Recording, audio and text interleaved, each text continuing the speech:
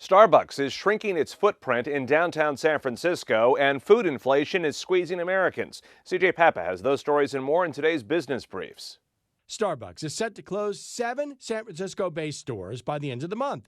The coffee giant citing low foot traffic as many offices in the area remain closed from the COVID-19 pandemic.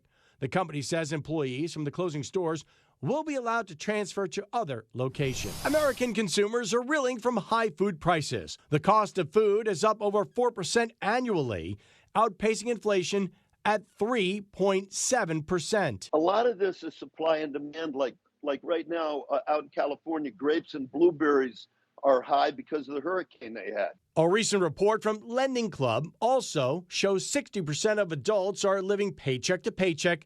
That number unchanged from last year when inflation was higher.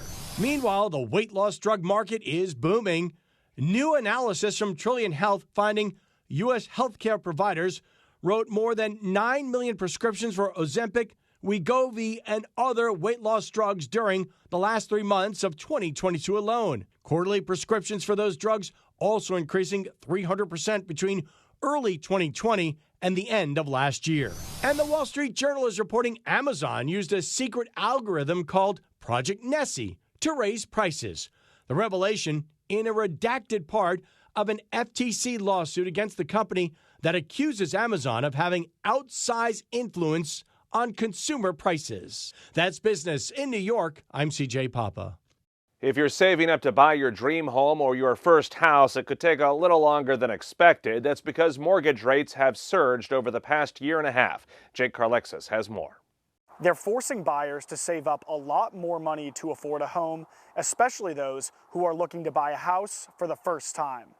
We're still continuing to rent, and I think we will continue to rent until we see a good drop in the numbers. Shweta Sugnani has been looking to buy a house around Western Washington for about 2 years.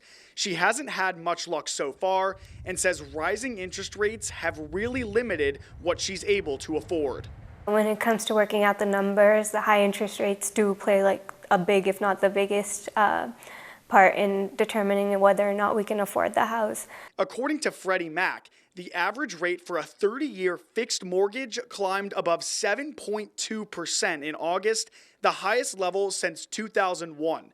This time last year, it was just over 5.5%. That means last year, a $400,000 mortgage would have cost around $1,800 a month.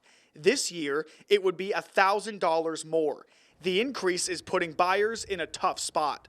Rates seem to be remaining high for the short term, so I don't see the situation improving in the next year all that much. Shweta says she's willing to wait out the high interest rates to an extent. I think we're going to reach a point where we're going to need a bigger house, and at that point I think we would consider buying even if interest rates are slightly higher. Redfin says a lack of supply is also a problem, as people who locked in lower interest rates during the pandemic aren't looking to sell their homes as rates rise. In Seattle, Jake Carlexis, Fox News. Does higher school spending lead to better outcomes? We'll look at some of those numbers next.